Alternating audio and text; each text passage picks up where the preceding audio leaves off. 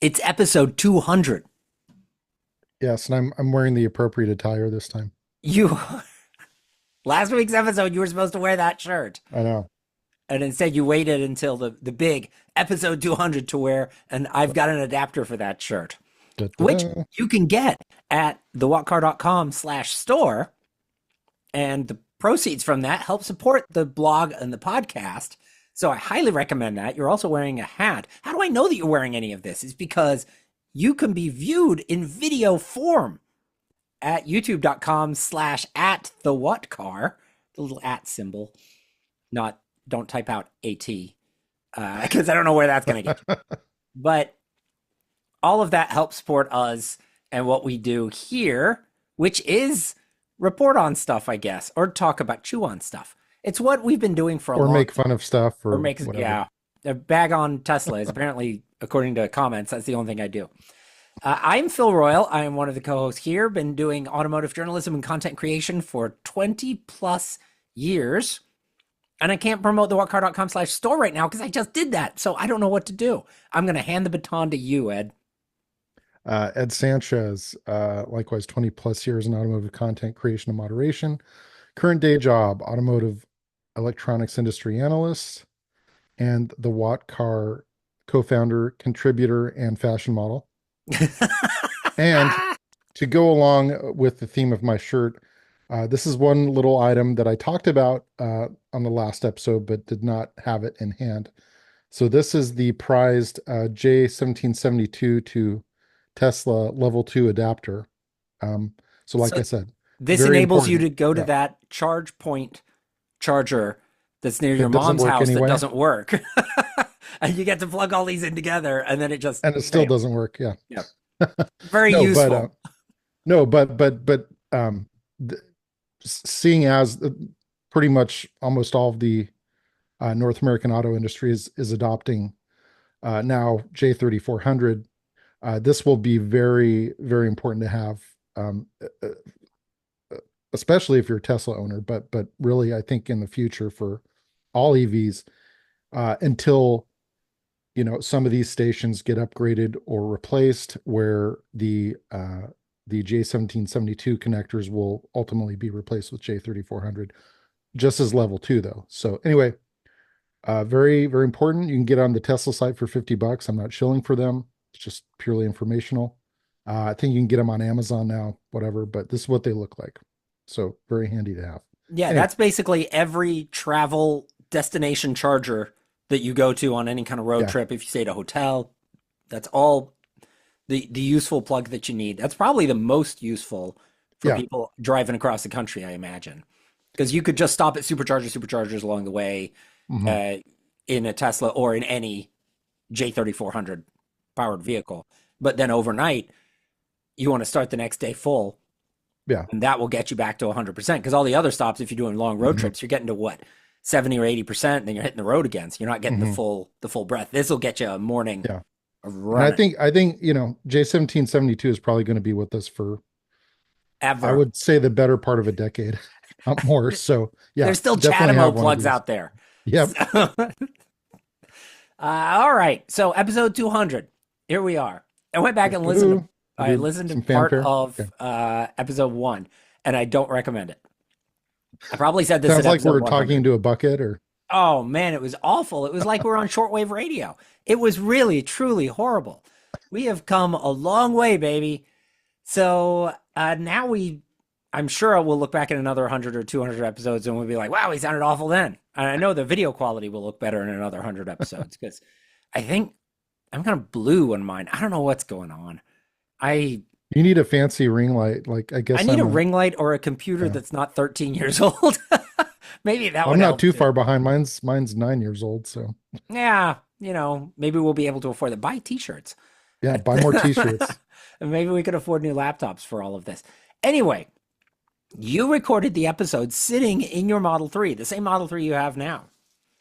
Yeah, I didn't realize that was the first episode, but I guess I it did was. not either. I thought we were at least on to episode 2 or 3 before you ended up sitting in your car to record an episode.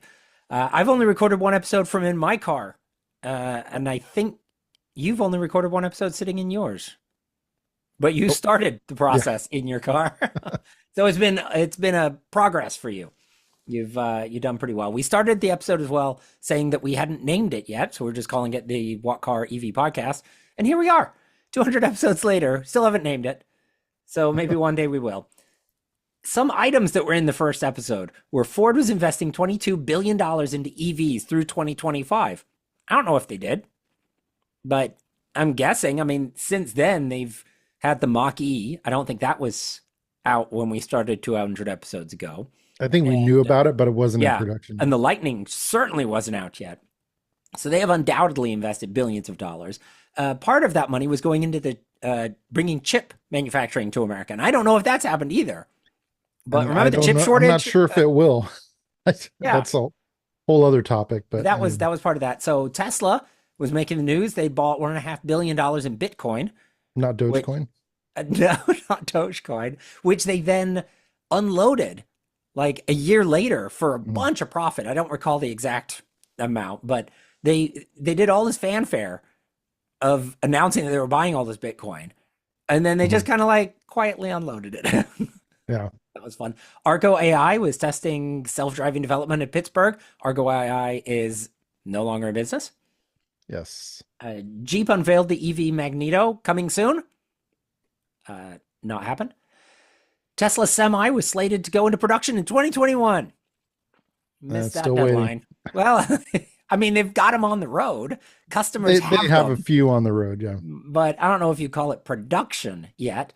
And the Tesla yoke steering wheel was beginning to make waves. And Yes. now nobody seems And to care as I about it. predicted, they went back to the regular one. Yeah, can you not They get it at still, all no, you anymore? can still get it Oh. as an option, but ironically now it's a paid option to get the yoke, and conventional round wheel is standard, no cost. So that was an example of Tesla pushing the envelope and it just outright failing, Yeah, which, we're going to be talking about pushing the envelope a little more today, I think. yes. So I don't know. All in all, it's been a good run. And that's it, folks. We're done with the podcast. No, I guess we'll stick around, do some more episodes. Well, it'll be interesting to see in another 200 episodes Yeah. what the world is like. Episode 400. Yeah, because I don't know. I'm not good at math. What is this? 3 and a bit years that we've been going? We're very close to 4 years. 4 years and a few episodes. So this industry's changing fast. Indeed. And who else is changing fast is back to Jaguar from no, 2 weeks ago, was it? Mhm. They had That weird video. yeah, it was a weird, like, I don't know, it was Supposed to be like artsy edgy, people, high fashion video. and it was no cars. It was totally bizarre. I made the comment of it felt like they were gonna have somebody come out and pimp their auto at some point. It was just slightly off. There was a lot of pushback. There was a lot of like the far right saying this is a woke movement and whatever. That's Yeah. all. They were all just Just noise. Yeah. noise, but it really didn't make much sense. Well, in the last week, Jag's come out with some more information.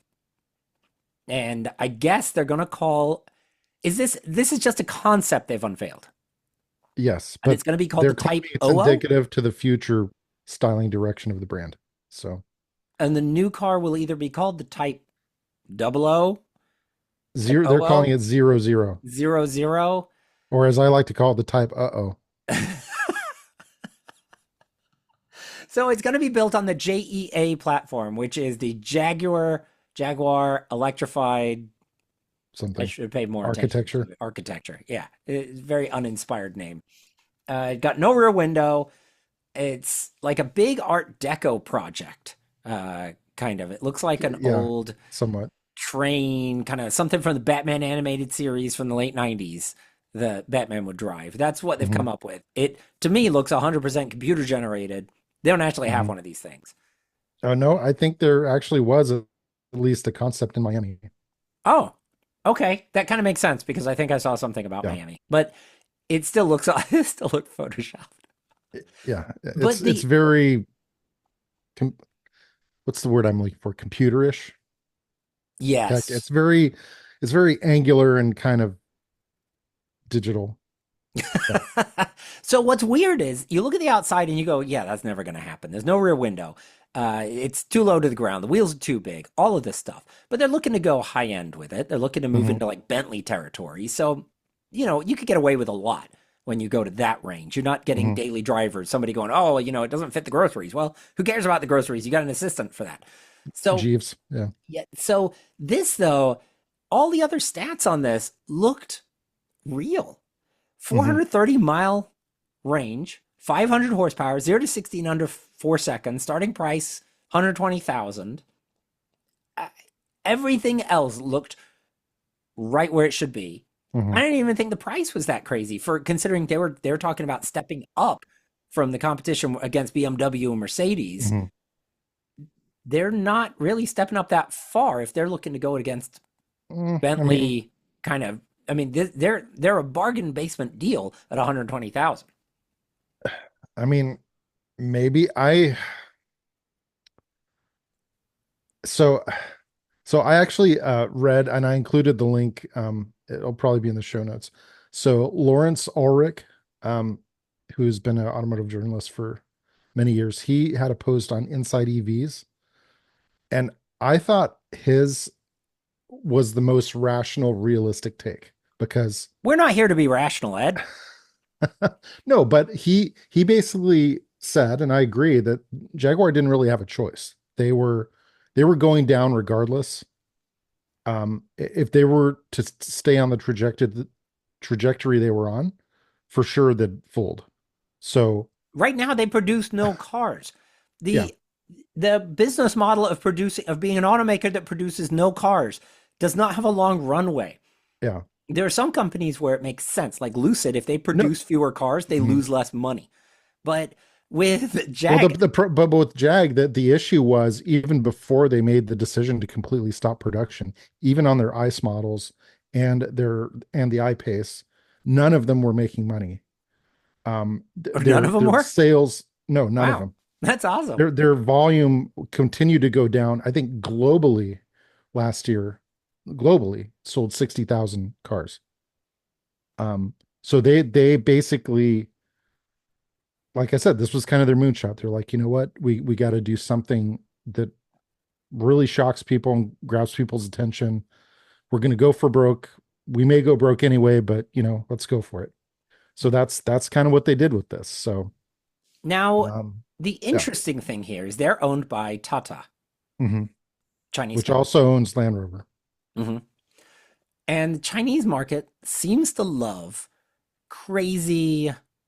design, Yeah. like overly flashy, like the BMW 7 Series, which is gaudy, Hmm. is designed for the Chinese To market, from what appeal I to the Chinese understand. market. Yeah.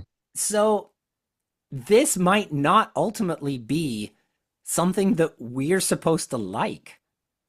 This may be them saying, okay, we're moving this to a Chinese only market and we're going after the rich in that market and we're going to sell handfuls of these. Forget the rest of the world. It's no longer a British brand. Who cares?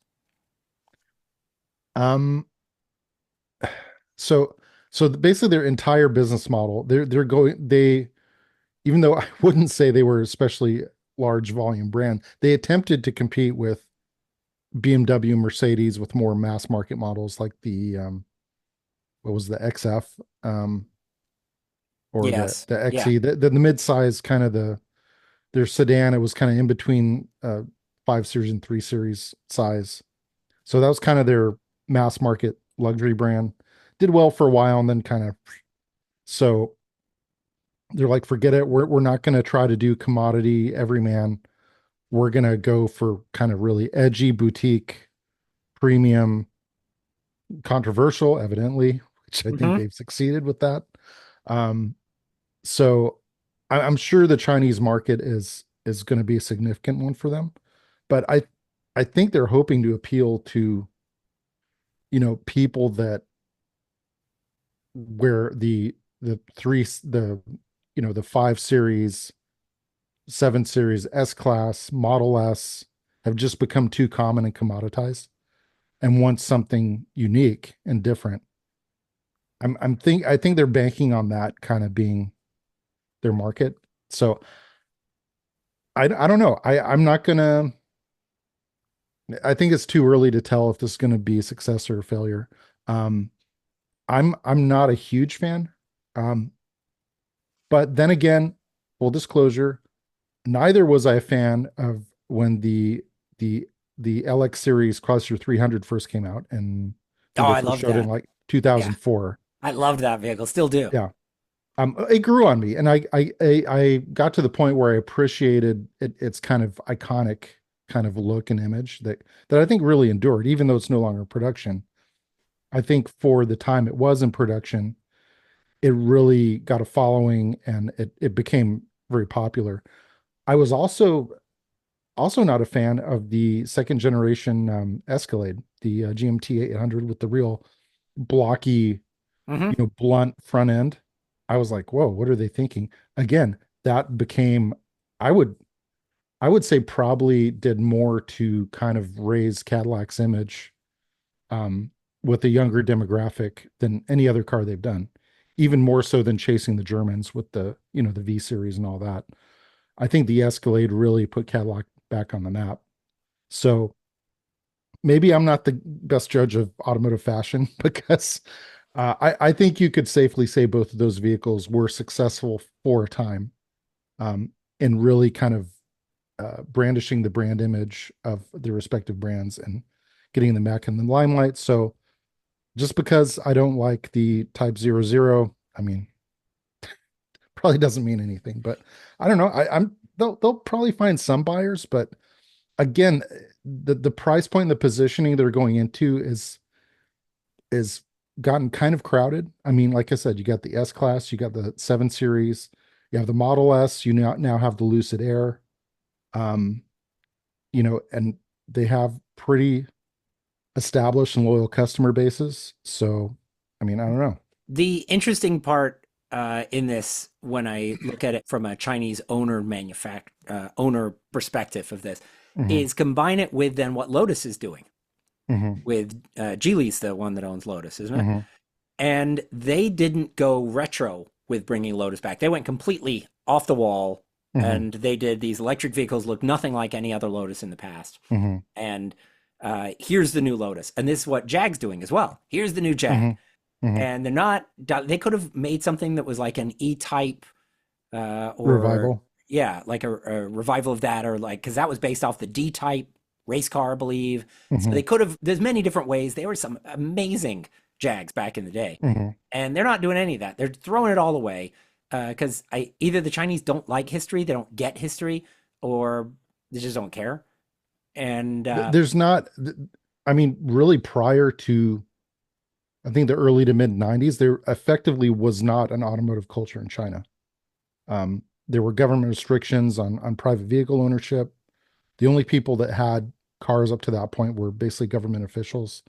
But starting in like, I think I read like around 94, they opened up um, cars to for the general public to be able to purchase cars, as private vehicles. So that, I mean, that's what, like effectively 30 years. Whereas, US, Europe, Germany, UK, going back over a century of automotive culture. Whereas China, it's much more recent. So their tastes and their expectations and aspirations, I think, are a little different when it yeah, comes I to guess they're cars. not tied into then. Like me, I look back and go, oh, the E-type, and Hmm. let's bring that back. And Hmm. they're like, I don't care. Like that's not part of their culture. That's they Yeah. don't the I the think, I long mean, term and wasn't there not for it not to to get be like, pressed in their heads. yeah, I need to tread carefully about this. So I don't want to come across as being insensitive or anything, but I think because of the relative, uh, I guess, youth, for lack of a better term, of their automotive culture, they're more to owning a car in the Chinese market, really since it became a thing in the 90s, has been about kind of projecting status.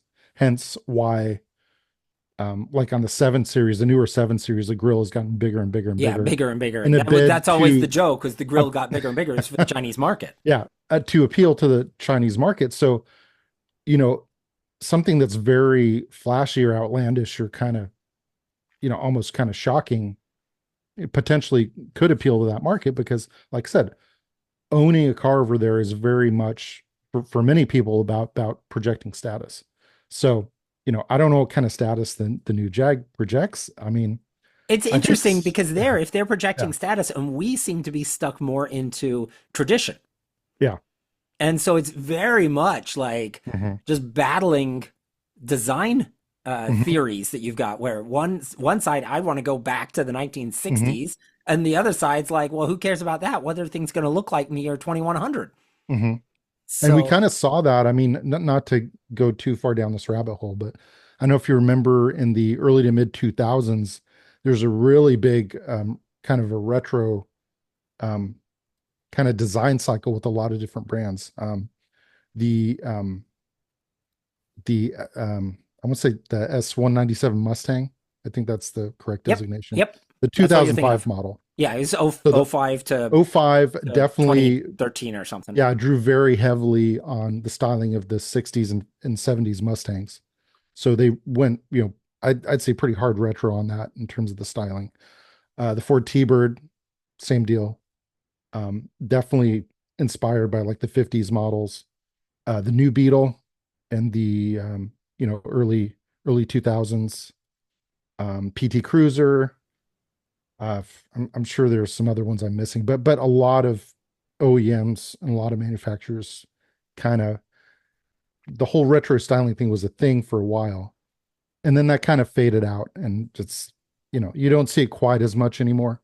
Um, I mean, you see a little bit of retro influence here and there. Well, no, I mean, I guess you could say the Challenger. I was just gonna The, say, the- there's a company I'm thinking of right yeah, now that managed to take, they kind of turned around the company yeah, with exactly this, with that retro-ish hmm styling, hmm uh, and with the Challenger and the hmm Charger, and they were selling more Challengers, wasn't it? They were selling more and the Challengers Mustang, yeah, than for a yeah. while, yeah. They just took off. Well, now Stellantis is like hmm heading down to the gutter, I guess. The sales are not doing so well. And their CEO, Carlos Tavares, who's Yeah, bringing in, he doesn't earn much every year. It's like 40 million a year, somewhere around there. only 40 million. He announced he'll be retiring at the end of 25 or the end of Retiring. 26.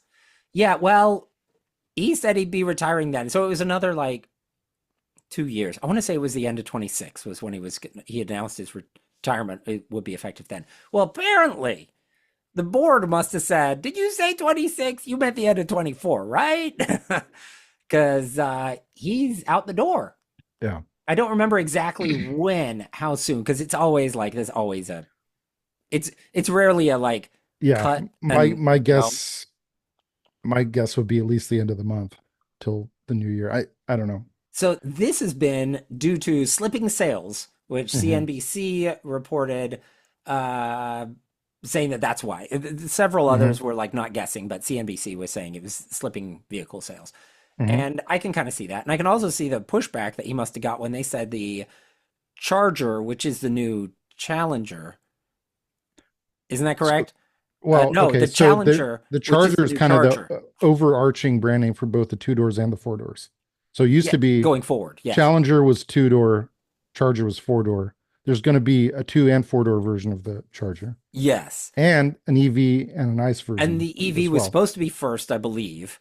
And then I they have think it since still will be said, by a little bit. "Well, Um, okay." Because now they're like, "Oh, we're gonna but they're bring the ICE speeding they're version." speeding up the introduction of the ICE version. And the V8's gone. Yeah. And they kind of took a lot of what they built their bad boy image on and they threw Just it toss away. it. Yeah. And I don't really, I kind of They wonder if were that they was were the claiming start of they the didn't end. have a choice with the Hemi, that they just couldn't make it compliant with future like emissions requirements. And they just, so they were just like, you know what, we're not going to waste any more resources trying to.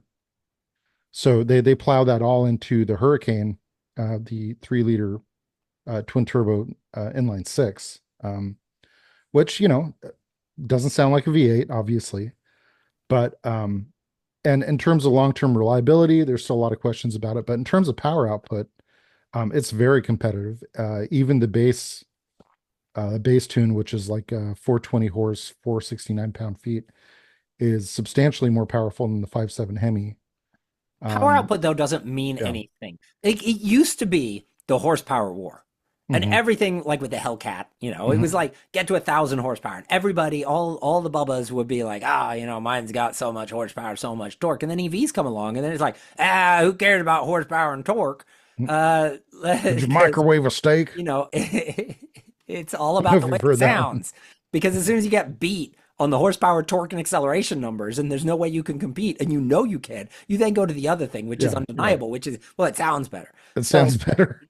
uh, because that's the only thing that EVs don't have going for them is Yeah, they sound like the same, they sound the pretty same. They sound much. like nothing. You got to pump in fake noises, which are fake, which the EV purists then Hmm. don't like because you're Hmm. coming up with this fake stuff. And then the drop dead ice people, they're not going to like it either because it's not Hmm. a V8. Hmm. So they're in a pickle. Yeah. I don't know. I'm hopeful about the Hurricane if they can convince. Again, I know we're an EV podcast. I'm not talking about an EV, but um, for those that are open enough to it, on paper at least, it looks very promising in terms of the power potential.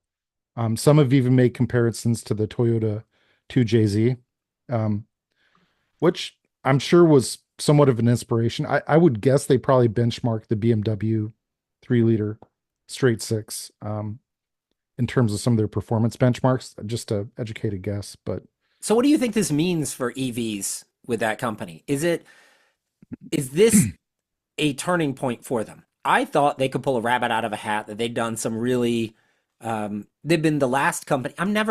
You don't need to be the first to market. You just mhm, need to be good enough and you need to be there and have enough money to make mhm, it to mhm, that point. And so I figured Stellantis was one of those companies that had enough money. They were gonna get there and they were gonna get there mhm, eventually. mhm, Now I'm reading tea leaves and I'm like, I think they're gonna end up so much further behind than everybody else.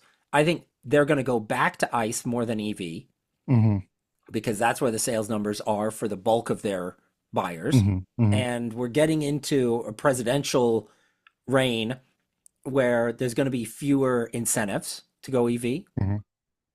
And potentially also fewer regulations and mandates in terms of uh, emissions, fuel economy, you know, Yeah, it's cafe, easier for all them to that. go Yeah. back. And maybe the Hemi launches again. Long live the Hemi.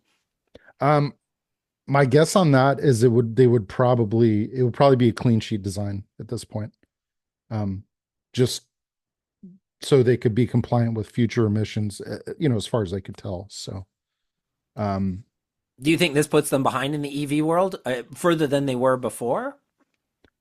no, I mean, I feel they already have the stuff in place. It's just a matter, in terms of the STLA or Stella or whatever you call them, the different platforms and chassis with the EV platforms. Um, they have the products there. I think it's more a matter of kind of consumer acceptance, and specifically their core demographic, which their whole kind of bad boy image over the last several years, by and large, kind of centered around the Hemi, um, the Charger, the Challenger, the Hellcat, um, and those engines and those powertrains, and now those are all gone. So I think they're banking on the Hurricane to develop that enthusiast following. And maybe hindsight 2020, they probably should have led with the Hurricane, then came in with the EVs. But at the time, I think this was probably a very Eurocentric perspective and kind of the way they went about it. And, Tavares being, European and coming from, the PSA side, um, the uptake for EVs has been a lot more in Europe, and there are a lot more demanding requirements and mandates in Europe in terms of emissions, energy consumption, this and that. So he just kind of doubled down on that and said, "Oh well, we're just going to do this globally. We're just going to go really hard on EVs." And we know there's still some bubbas in North America that like their internal combustion, so we'll do that too. But they probably should have done it the other way around. That's just my Yeah, feeling. yeah. I think this could be the. I guess it depends on who they hire. Hmm. That will tell the direction of the company. We'll know. Yeah. We'll know. I think they expected to hire somebody uh, mid next year, something like that. I think Yeah. that's what the Stellantis board said. So we will know as soon as they hire the person. It'll be obvious based on Yeah. who they hire as to the direction that they're What the going. direction's going to be. Yeah. So we'll see. I mean, I'm not quite ready to stick a fork in Stellantis. I think they could still turn things around. They have some stuff in the pipeline that I think looks pretty cool, but it's going to depend on market conditions, market sentiment, the overall kind of adoption for EVs. Also, they have in the pipeline the Ram charger, plug-in. I guess if you want to split hairs, it's an EREV, but effectively a plug-in hybrid. I think you're going to see a lot more of those from pretty much everyone. Um, and that could be the bridge that kind of gets people to like, hey, maybe an EV isn't so bad after all. But anyway, whole other discussion. And things aren't as bad for them as it is for Jag, but uh, Not great. they're not in a prime position.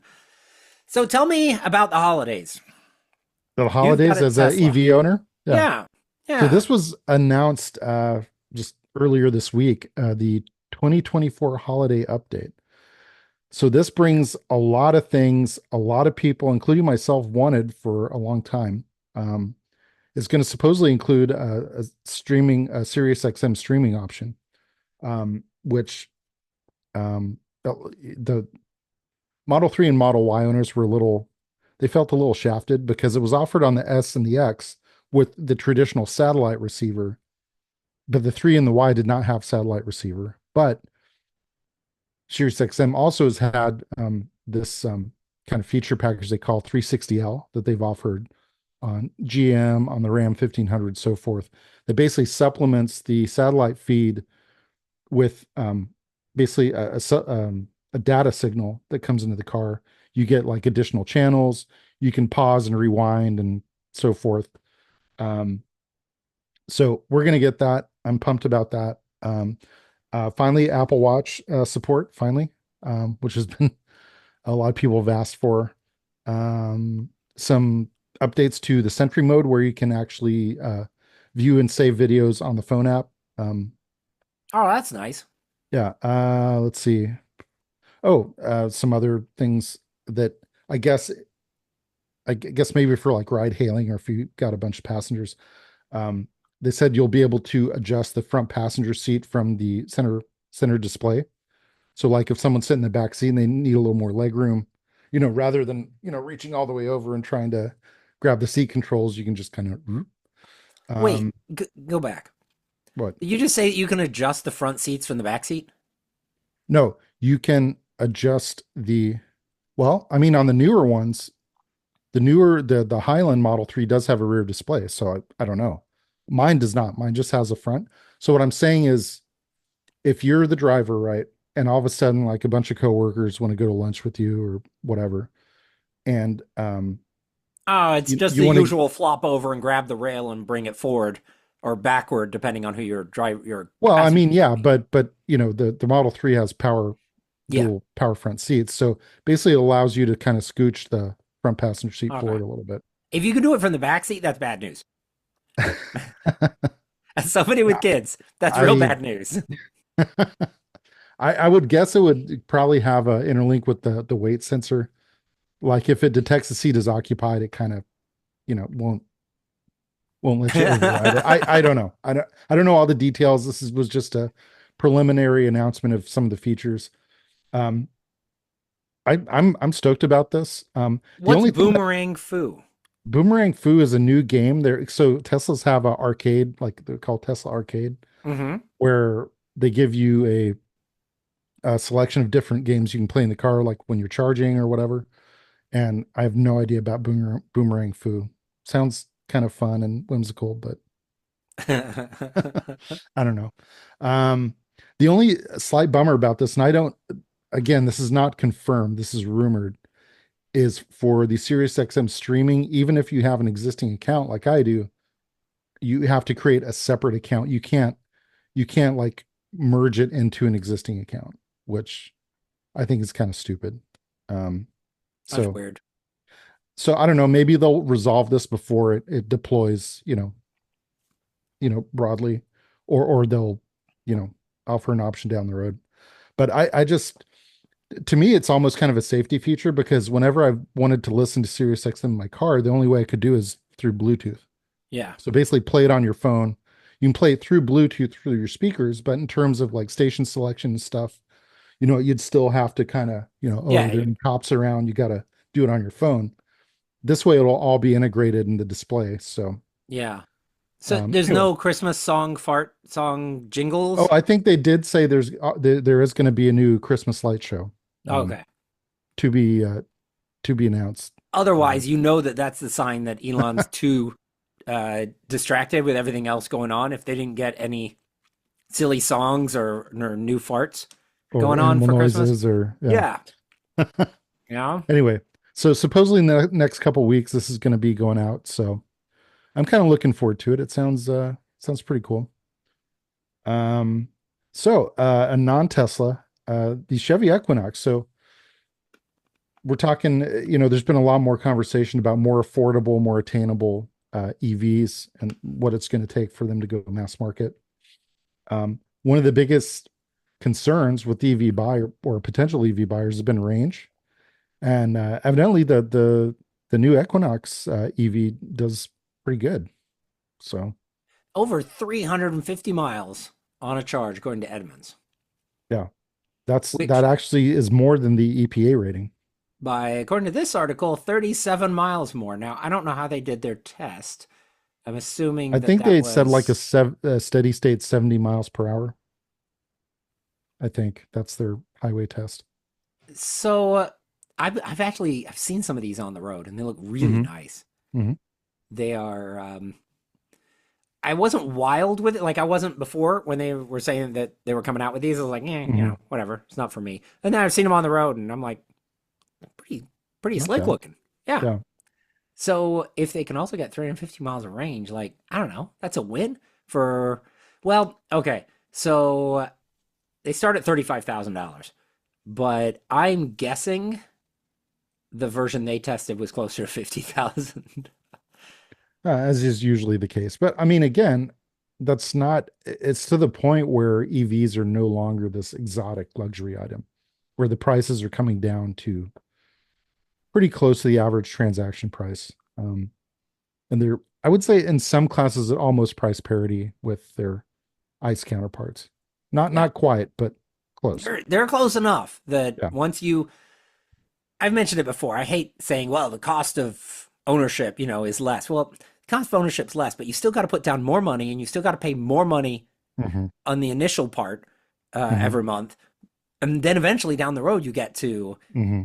cost savings. But this And is that the, doesn't take into account home charging if you're going to do that, or yeah, you got a you know, lot of upfront costs. And this is yeah. the gap that gets a lot of, uh, there's a whole thing I can go on to here where when you're poor, you get locked into being poor.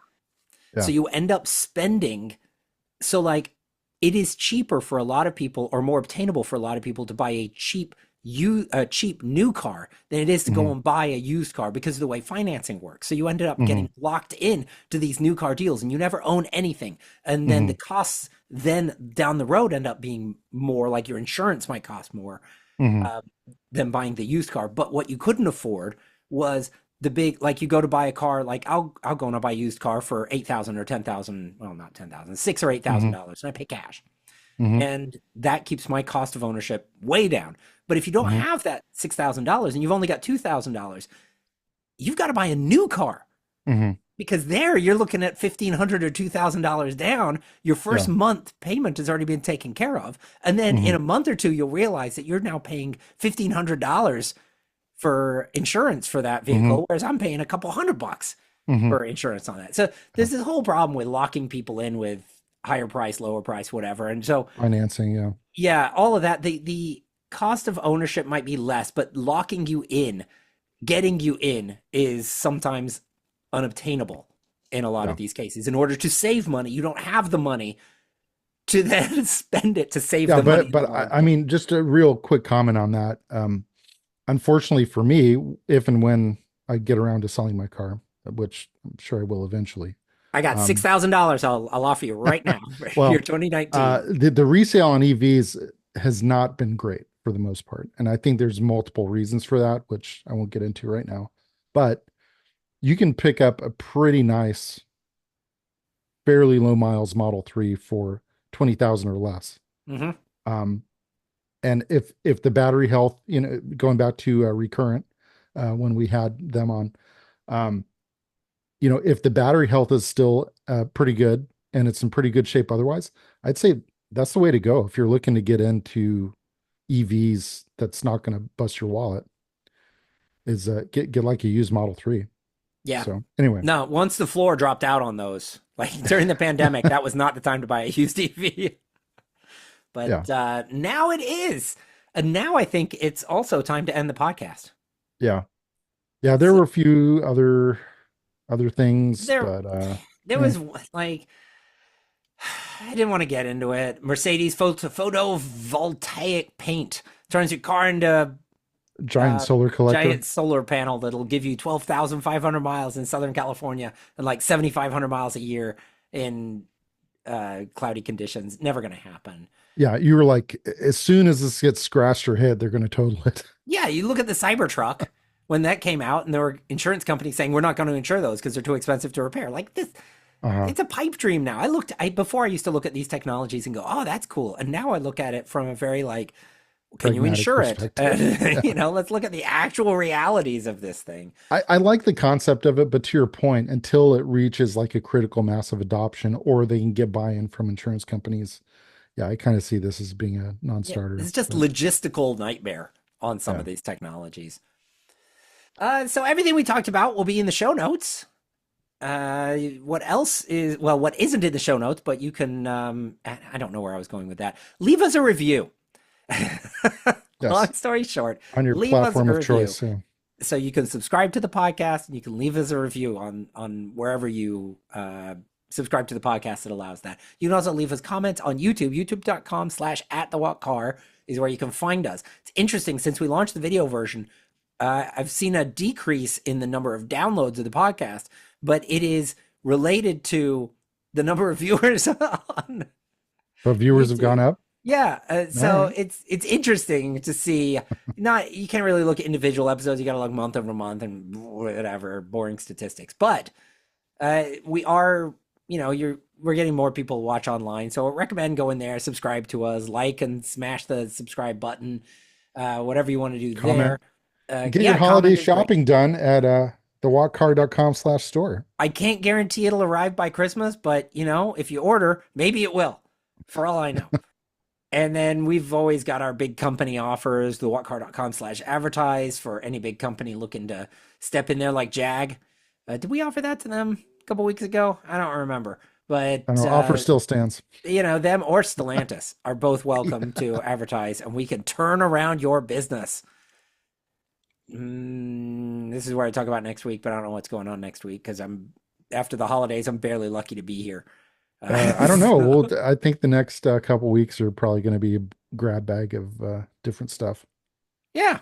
And then we'll hit New Year's and CES, and then we do it all over Yeah, again for another 200 episodes. we'll see you then. All right.